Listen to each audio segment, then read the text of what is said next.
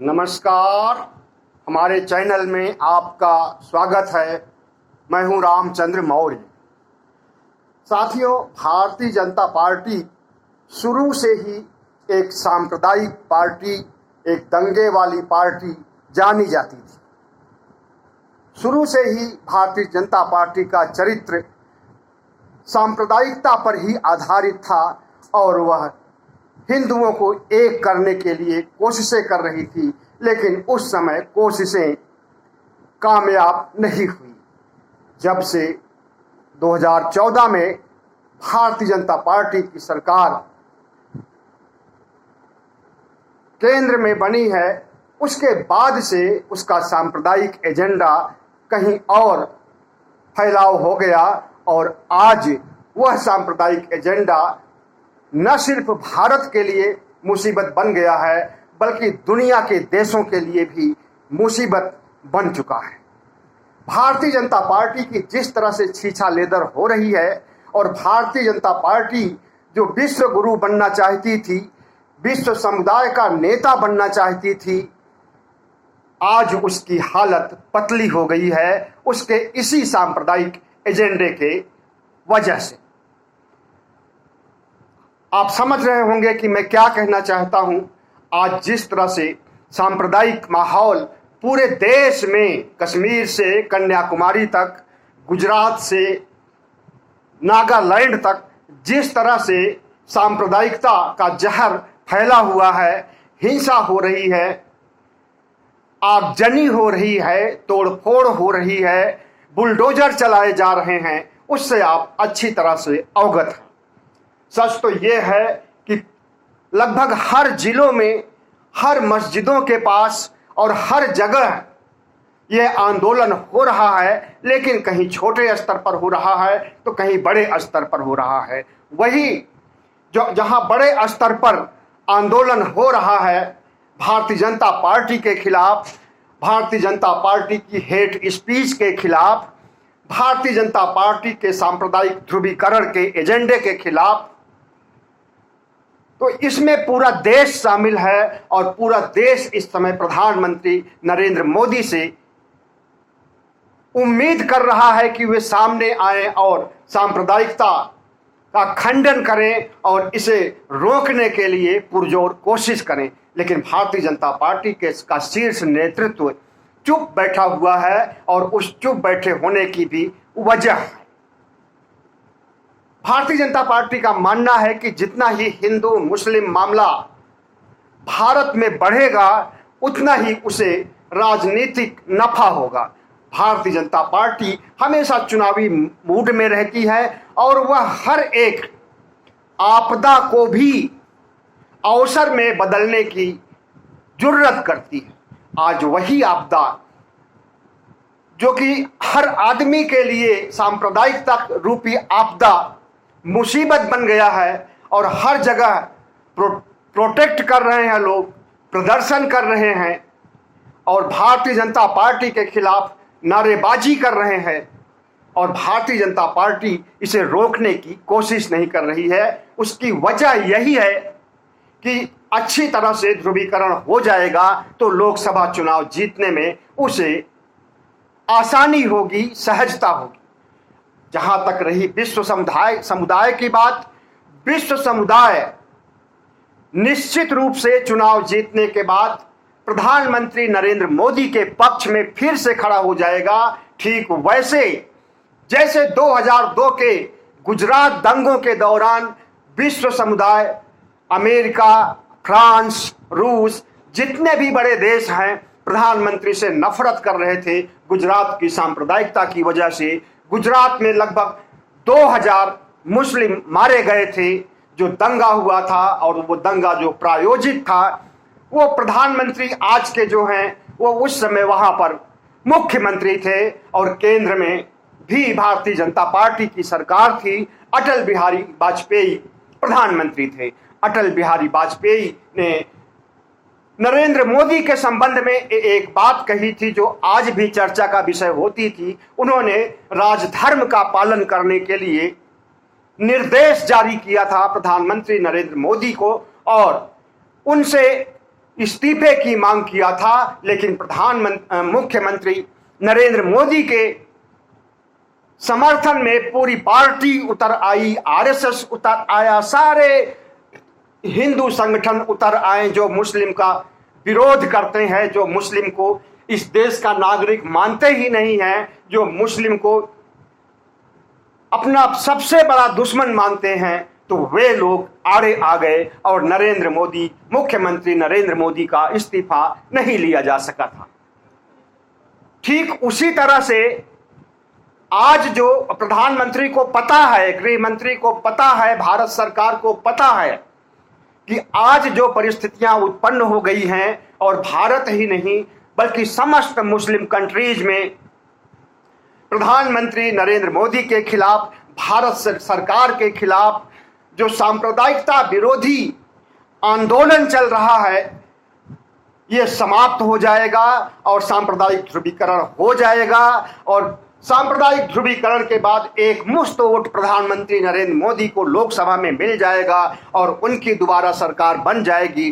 तो सारे गिले शिकवे विश्व समुदाय माफ कर देगा और प्रधानमंत्री नरेंद्र मोदी की भूमिका जो अब तक रही है विश्व समुदाय के प्रति, वह भूमिका फिर से शुरू हो जाएगी। इस तरह से प्रधानमंत्री नरेंद्र मोदी को कोई चिंता नहीं है, न तो उनके ऊपर अंतर्राष्ट्रीय दबाव है, न उनके अंदर राष्ट्रीय दबाव है, न उन्हें संविधान की चिंता है, न उन्हें लॉ एंड ऑर्डर की चिंता है, और न उन्हें इन सांप्रदायिक गतिविधियों में झुलस रहे लोगों, मारे जा रहे लोगों के प्रति कोई चिंता है। और जिनके ऊपर बुलडोजर चलाया जा रहा है या चलाया जाएगा।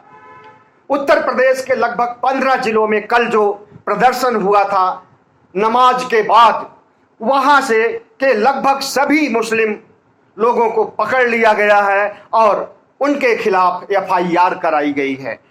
सिर्फ एफआईआर नहीं बल्कि उनकी संपत्ति जब्त की जा रही है।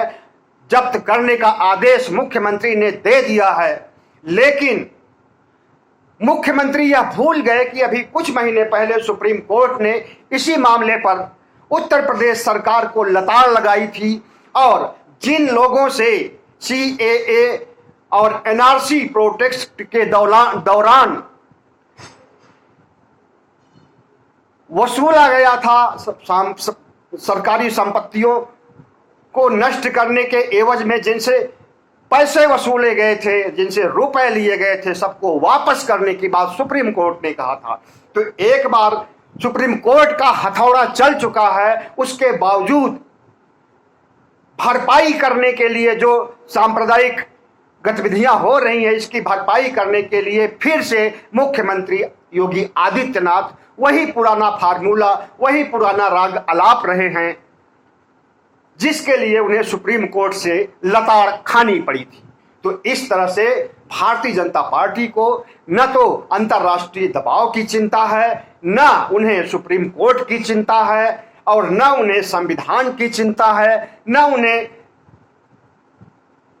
संसद की चिंता है कि संसद में विरोध किया जाएगा। इसका किसी बात की चिंता भारतीय जनता पार्टी को नहीं है, बल्कि उसे अपना बढ़ता हुआ जनाधार दिखाई दे रहा है। और भारतीय जनता पार्टी ऐसे ही दिनों की तलाश में रहती है, ऐसे ही समय को, वो चाहे कोरोना का समय हो, और वो चाहे CAA NRC का इसका समय रहा हो, वो चाहे किसान आंदोलन का समय रहा हो, आपदा में अवसर की तलाश करती है। और जो आपदा अभी आई हुई है पूरे देश में, जम्मू कश्मीर से लेकर कन्याकुमारी तक, गुजरात के कच्छ से लेकर के नागालैंड तक जो आपदा आई हुई है, और सांप्रदायिकता की आग में देश झुलस रहा है, इस आपदा का भी फायदा उठाने के लिए प्रधानमंत्री नरेंद्र मोदी और गृह मंत्री अमित शाह इसके निवारण के लिए, सांप्रदायिक दंगों पर रोक लगाने के लिए कार्रवाई नहीं कर रहे हैं। लोगों की यही मांग है कि जिस महिला नुपुर शर्मा ने हेट स्पीच दिया था, जिस नवीन जिंदल ने हेट स्पीच दिया था, सिर्फ पार्टी से निकालने या पार्टी से सस्पेंड करने से काम नहीं चलेगा, बल्कि उसके खिलाफ FIR दर्ज किया जाए और उसे जेल में ठूंसा जाए, उसके ऊपर मुकदमा चलाया जाए। कुछ लोग तो उसे मृत्यु दंड तक की मांग कर रहे हैं इन प्रोटेस्ट में, इस आंदोलन में, क्योंकि भारतीय जनता पार्टी का शीर्ष नेतृत्व से इन्हें समर्थन मिला हुआ था नूपुर शर्मा को, और विश्व समुदाय के दबाव पर अंतर्राष्ट्रीय मुस्लिम देशों के दबाव पर उन्होंने कार्रवाई किया कि पार्टी से निकाला है, पार्टी से सस्पेंड किया है, लेकिन उनके खिलाफ मुकदमा दर्ज करने, उनके खिलाफ एफआईआर करने का कोई मादा नहीं है भारतीय जनता पार्टी को, क्योंकि भारतीय जनता पार्टी का शीर्ष नेतृत्व ही इस तरह से उकसाता है अपने प्रवक्ताओं को, अपने कार्यकर्ताओं को, अपने पार्टी नेताओं को। और यह मामला आज से नहीं है, नवंबर दिसंबर से है, जब से धर्म संसद आयोजित हुई है, जब से हिंदू राष्ट्र बनाने की कस्में खाई जा रही हैं, तभी से मुसलमानों का नरसंहार करने की बात कही जा रही थी। और अब उन्होंने मुसलमानों की जलती हुई नब्ज पर, दुखती हुई नब्ज पर हाथ रख दिया है। पैगंबर मोहम्मद को उन्होंने जिस तरह से जलील किया है, तो मुसलमान भी सोच लिया है कि उसे कितना भी प्रताड़ित किया जाए, मॉब लंचिंग में मारा जाए, उसे गौकशी करने में मारा जाए, उसे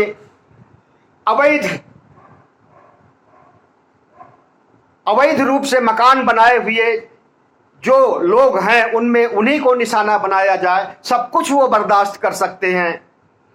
लेकिन अगर उन्हें उनके इष्ट पर, उनके पूजनीय पर और उनके गॉड पर कोई उंगली उठाता है, या कोई हेट स्पीच देता है, या कोई उन्हें जलील करता है, तो उसको वो बर्दाश्त नहीं कर सकते हैं। और यह बात हर धर्म में लागू होती है, ईसाई धर्म में भी, बौद्ध धर्म में भी और हिंदू धर्म में भी। जो अगर श्री राम को, जय श्री राम को कोई गाली दे दे सार्वजनिक तौर पर, और कोई बड़ी हस्ती अगर गाली दे दे, तब देखिए में आज जो नंगा नाच हो रहा है, इससे कहीं बड़ा तांडव, इससे कहीं बड़ा नंगा नाच हो सकता है, और हुआ भी है। बाबरी मस्जिद को लेकर के जितनी मौतें हुई हैं, जितने आंदोलन हुए हैं, उससे आप अच्छी तरह से परिचित हैं। तो भारतीय जनता पार्टी का ये सांप्रदायिक एजेंडा है, और उसे चुनाव जीतने के लिए महंगाई की एंटी इनकम्बेंसी या बेरोजगारी या महामारी से उपजे हुए तमाम हालातों की चिंता नहीं है, उसे तो बस सांप्रदायिक एजेंडा दिखाई दे रहा है, और हिंदू मुस्लिम करके फिर से चुनाव जीतने और भारत को हिंदू राष्ट्र बनाने की कोशिशों के लिए प्रयास कर रहा है। अभी तक नूपुर शर्मा को, नवीन जिंदल को गिरफ्तार नहीं किया गया है, बल्कि उल्टे उन्हें पुलिस प्रोटेक्शन दे दिया गया है। उनके घर के पास और उनके साथ में पुलिस बल को तैनात कर दिया गया है, ताकि कोई भी उनके ऊपर हमला न कर सके। एक छोटा सा ट्वीट हो जाता है तो उसके खिलाफ देशद्रोह का मुकदमा दर्ज हो जाता है इस देश में, जब से मोदी राज आया है। और ऐसे एक नहीं, सैकड़ों मामले हैं, चाहे वो सिद्दीक कप्पन का हो, चाहे वो कफील खान का हो, चाहे वो कन्हैया कुमार का हो। तमाम ऐसे वारदात हुए हैं जिसमें कि अपराध बहुत छोटा और उसके लिए दंड बहुत बड़ा, लेकिन कोर्ट ने कई लोगों को मुक्त कर दिया। लेकिन बहुत सारे लोग अभी हैं जो कि देशद्रोह के कानून में जेलों में बंद हैं।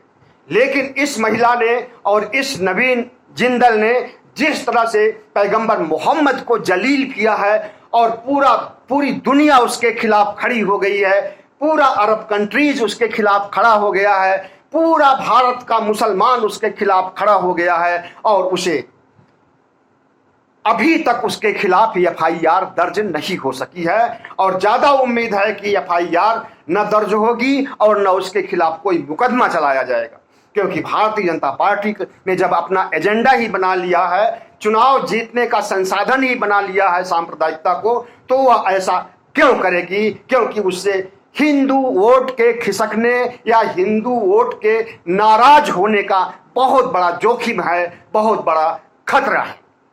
अगर नूपुर शर्मा को दंडित किया जाएगा, नवीन जिंदल को दंडित किया जाएगा, तो इनका जो ऊंची जातियों का वोट है, ब्राह्मण समाज का, वैश्य समाज का, ठाकुर समाज का, और जो भारतीय जनता पार्टी को शुरू से वोट देते आए हैं, आज भी दे रहे हैं, वो जनाधार खिसकने का डर है। इसीलिए भारतीय जनता पार्टी इन दोनों के खिलाफ कोई कार्रवाई नहीं कर रही। विपक्ष के खिलाफ कितना कार्रवाई करती है? कोई भी मामला नहीं होता है तो मामला ढूंढ लिया जाता है, जिसे निशाना बनाना होता है उसके खिलाफ मामला ढूंढ लिया जाता है, खोज लिया जाता है। कई तो फर्जी मुकदमे दायर कर दिए जाते हैं। अभी आजम खान छूट करके आए हैं, आपको मालूम होना चाहिए कि इनके खिलाफ 90 मुकदमे दायर किए गए थे और सारे मुकदमों में ये बरी हो गए। और 90 मुकदमों में किस तरह के मुकदमे थे? किताब चुराने के लिए मुकदमे थे, शराब खरीदने के लिए मुकदमे थे कि कार से उतर करके गए और ये शराब खरीद लिया, शराब चोरी करने के मुकदमे थे, बकरी चुराने के मुकदमे थे। इतने बड़े कद्दावर नेता, समाजवादी पार्टी के कद्दावर नेता आजम खान, जो कई बार मंत्री रह चुके हैं और मुलायम युग से ही वे पार्टी में सक्रिय हैं, उन्हें निशाना बनाने के लिए जो घिनौना कृत्य किया गया, यह कोई पहला और आखिरी नहीं है। और नूपुर शर्मा और नवीन जिंदल जैसे बहुत बड़े, जिनकी वजह से आज पूरा देश जल रहा है, जिनकी वजह से आज पूरे देश में सांप्रदायिकता और नफरत फैली हुई है, हिंसा का तांडव चल रहा है पूरे देश में, इन्हें खरोच भी नहीं आ सकती है। जेल होने की तो बात दूर, अदालत में मामला जाने की तो बात दूर, देशद्रोह का कानून इनके ऊपर लगाने की तो बात दूर, इनके खिलाफ FIR भी नहीं किया जा रहा। तो भारतीय जनता पार्टी का यही चाल चरित्र चेहरा है कि विपक्ष के पीछे सारी फोर्स लगा दी जाएगी, ED को, IT को, जितने भी CBI और जितने भी इनकी एजेंसियां हैं, सबको विपक्ष के पीछे छोड़ दिया जाएगा। विपक्षी दलों में जो बड़े नेता हैं, कोई भी ऐसा नेता नहीं है जो भारतीय जनता पार्टी की एजेंसियों से प्रभावित न हो। वो चाहे मायावती हो, वो चाहे अखिलेश यादव हो, वो चाहे लालू यादव हो, सारे विपक्ष के नेता इनके शिकंजे में हैं। यहां तक कि राहुल गांधी और सोनिया गांधी भी इनके शिकंजे में हैं। इनके खिलाफ भी मुकदमे दर्ज है और ED इनको बुलाने के लिए अपने पास सम्मन जारी किया हुआ है। तो भारतीय जनता पार्टी जो कुछ कर रही है, क्या इस पर अदालत को स्वतः संज्ञान लेना चाहिए? सुप्रीम कोर्ट को स्वतः संज्ञान लेना चाहिए? इस पर सुप्रीम कोर्ट को विचार करना है, हाई कोर्ट को विचार करना है। लेकिन एक अच्छी खबर आई है कि मोदी सरकार में एक कैबिनेट मिनिस्टर अनुराग ठाकुर के खिलाफ हाई कोर्ट ने मुकदमा सुन लिया है और फैसला सुरक्षित रखा है। 16 जून को फैसला सुनाया जाएगा। और देखिए, अगर फैसला सुनाया जाए और वही फैसला हेट स्पीच का भी मामला, दिल्ली दंगों के दौरान 2 साल पहले उन्होंने जो नारा दिया था, स्लोगन दिया था या मुसलमानों के खिलाफ बोला था, देश के गद्दारों को गोली मारो सालों को, उसी बात को लेकर के कम्युनिस्ट पार्टी की नेता बृंदा करात पहले लोअर कोर्ट में गई थी, लेकिन लोअर कोर्ट में मुकदमा नहीं सुना गया। लोअर कोर्ट थर-थर कांपता है मोदी से, शाह से, और जब शाह से कांपता है तो कैसे मोदी और शाह के खिलाफ वो मुकदमा सुन सकता है? तो लोअर कोर्ट ने मना कर दिया कि पुलिस ने ऐसा कोई मुकदमा दायर ही नहीं किया है, तो कैसे उसको हम माने। और पुलिस का कहना है कि ये सांसद हैं और सांसद के खिलाफ कोई भी मुकदमा दर्ज करने के लिए संसद से, गृह मंत्रालय से, किसी बड़े अधिकारी से अनुमति लेनी पड़ती है, लेकिन वो अनुमति हमें मिली ही नहीं, इसलिए मैंने मुकदमा दायर नहीं किया। लेकिन जो मुकदमा उन्होंने नहीं दायर किया, उसके खिलाफ बृंदा करात लोअर कोर्ट गई लोअर कोर्ट से मुकदमा सस्पेंड हुआ तो उसे लेकर के हाई कोर्ट गई और हाई कोर्ट में सुनवाई हो चुकी है। ज्यादा उम्मीद है कि 3-4 दिन के अंदर मुकदमे का फैसला सुना दिया जाएगा और देश और दुनिया को पता चल जाएगा कि हेट स्पीच देने वाले इनके केंद्रीय मंत्री क्या गिरफ्तार होंगे, क्या इस्तीफा देंगे, अब वो तो समय बताएगा। लेकिन भारतीय जनता पार्टी जिस तरह से सांप्रदायिकता को हथियार बनाए हुई है चुनाव को जीतने के लिए, वो बहुत ही दुर्भाग्यपूर्ण है। उसके लिहाज से तो चुनाव जीता जा सकता है, ध्रुवीकरण किया जा सकता है, लेकिन देश के लिहाज से, देशवासियों के लिहाज से, 140 करोड़ लोगों के लिहाज से ऐसा कतई उचित नहीं है। और भारत के प्रधानमंत्री नरेंद्र मोदी को पार्टी हितों से ऊपर उठ करके, चुनाव जीतने के अपने एजेंडे से ऊपर उठ करके राष्ट्र के बचाने के लिए सामने आना चाहिए। और उनसे अपील की जाती है कि भारत में जो प्रोटेस्ट हो रहे हैं, जो आंदोलन हो रहे हैं,